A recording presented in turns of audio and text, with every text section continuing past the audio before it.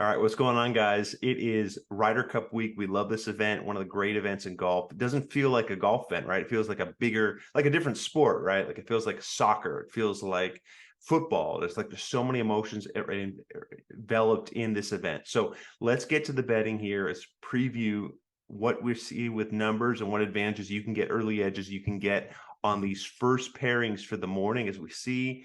What do we have ranked? We've got Rahm and Hatton going out first for the European team versus Scheffler and Burns. And when you look at DraftKings, plus 105 for Rahm and Hatton, which I like in this case, versus Scheffler and Burns. Why don't I like Scheffler and Burns? Scheffler's the #1 player in the world. Sam Burns is one of his best buddies, and he's also a very solid player on the PGA Tour. But in this case, if you look at this golf course, it's all about, a lot of this is matching up with the golf course and the shelves around these greens. I know they're not running super fast. 11 to 11.5 is what they're expecting with the speed of these greens.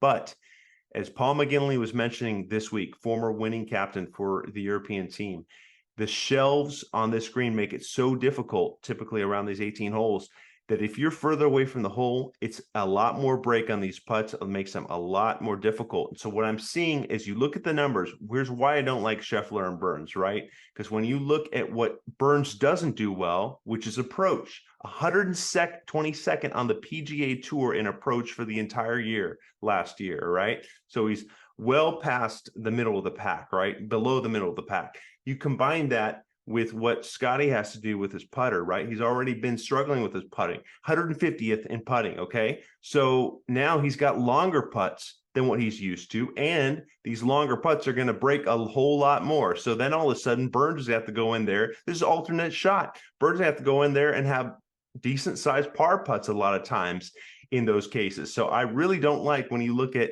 the way those things combine, I don't like that dynamic for Scotty Scheffler and also for Sam Burns. I know they're good players, but when you look at the other side, Jon Rahm, Tyrrell Hatton, a really good 1-2 punch. What I love about them, well, first of all, Rahm is not going to let himself lose a first match, in my opinion, in the Ryder Cup. I just think it just means so much to him, the history. This is a guy on YouTube all the time watching Seve and some of his heroes. But beyond that, look at numbers.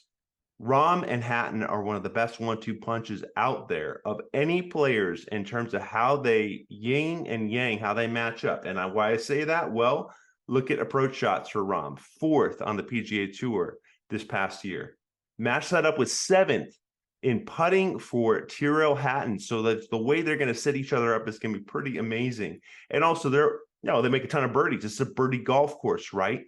2nd in birdie average for Jon Rahm this year on the PGA Tour, 3rd in birdie average for Tyrrell Hatton. So this is a really dynamite group that's coming together. And I think because they're going off first, there's so much emotion for Hatton. I mean, he's a very strong player, emotional player, and I think that's going to feed off really well with Jon Rahm. It did in their previous Ryder Cup when they had a tie there at Whistling Straits, and they had a lot of ups and downs, momentum, but they really stayed in that match. So Hatton, I think, will be a good match for Rahm, and I think for your betting cases, I think you got to take those guys over over Scheffler and Burns.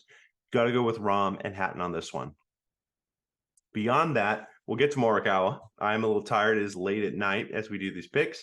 But we go to the next picks. We got Hovland and Aberg at -115 on DraftKings. They're going up against Homa and Harman at +130. Well, I really agonized over this one. I don't know what you guys like on this, but obviously advantage for Homa and Harman if you're trying to make a lot of money here. When I look at these guys and who the advantage would go with, I mean, the driving is so good with Aberg and Hovland, and you can't overlook that. Like, they're just consistent drivers. Shots gained off the tee, 7th this year for Hovland. Shots gained approach, he's 11th, and then also with putting, he's 50th. So he's kind of middle of the pack, closer to the middle of the pack there. So I think the nerves are going to be a factor. How much are they going to play into things with Aberg? I think that's going to be a huge thing. But as Luke Donald has told me and others, there's not a better teammate out there for anybody than Victor Hovland. He could match up well with anyone. He's great in the team room. So I think that's going to help ease some of the nerves. But the nerves also, when you look at the other side and you look at Brian Harman and Max Homa, these guys have not played in a Ryder Cup before, and they're going on the road, and there's going to be a lot of animosity. They have to deal with that. How will they take that on. And we've seen Harman on the road at the Open get it done. These guys complement each other really well. And I think when you look at both of these, this may not be a popular pick, but I'm going with Harman and Homa to take down Aberg, the powerhouse Aberg, and Hovland. Why do I say that? Well, there's so many good numbers that point to why they're going to play so well. And I bounce back percentage. First is Homa on the PGA Tour this year. So any mistakes happen, this guy knows how to get right back in the gear. Birdie average, he's fifth, so he scores a ton of birdies. This is a birdie golf course, so that's huge.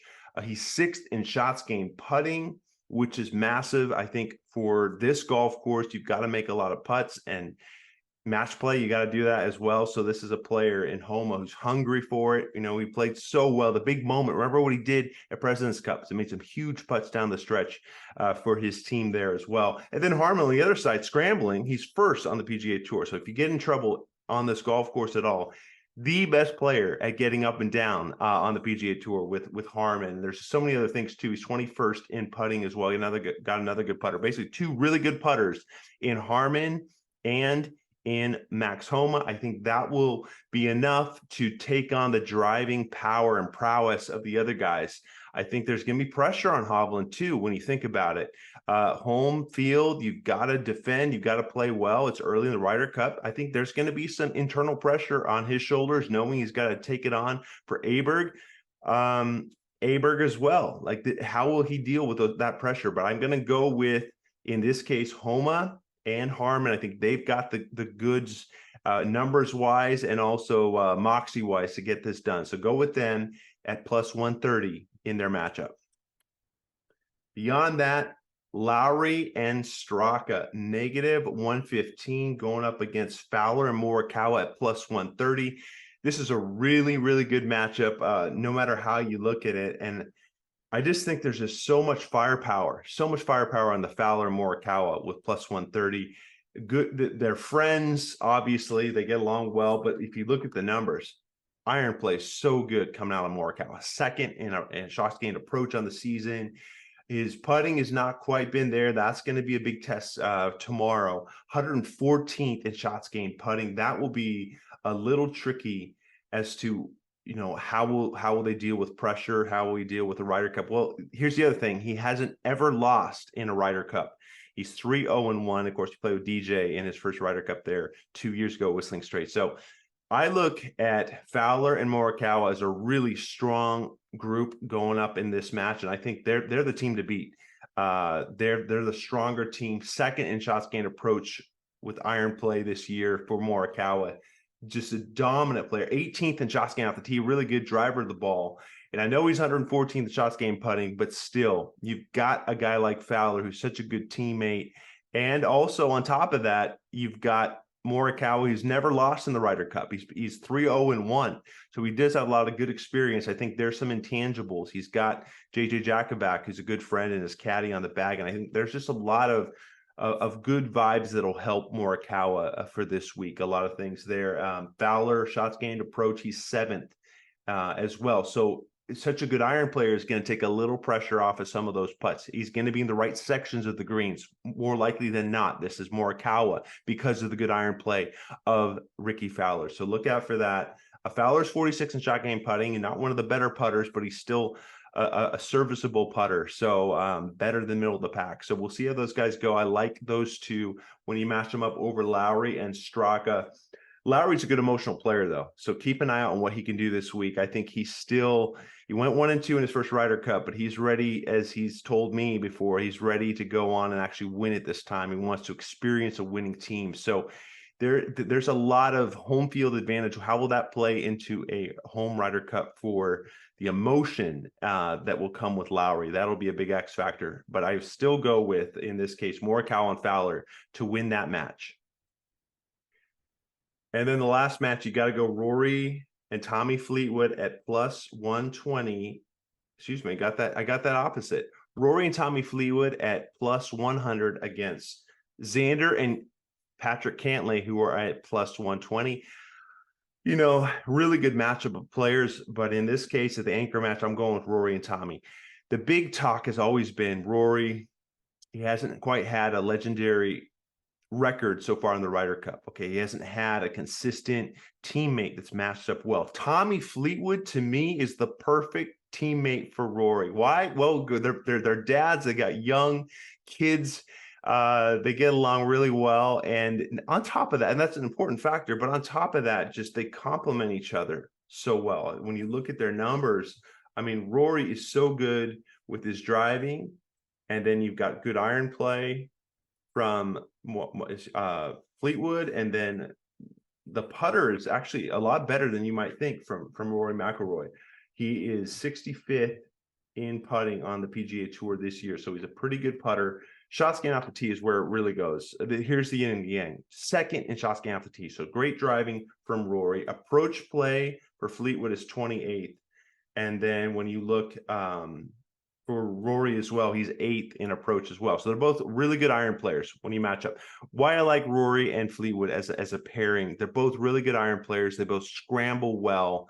And in this case, with the approach shots, 8th in approach for Rory McIlroy on the year, and you match that up with 15th in putting with Fleetwood. It's not just that he ranks 15th in putting on the PGA Tour. This guy's an emotional putter as well, and we've seen that in the Mollywood pairing in his first Ryder Cup in 2018. He was able to use that home crowd. I think the home crowd is going to be a huge factor when it comes to putts for Fleetwood, okay, in big moments in these matches.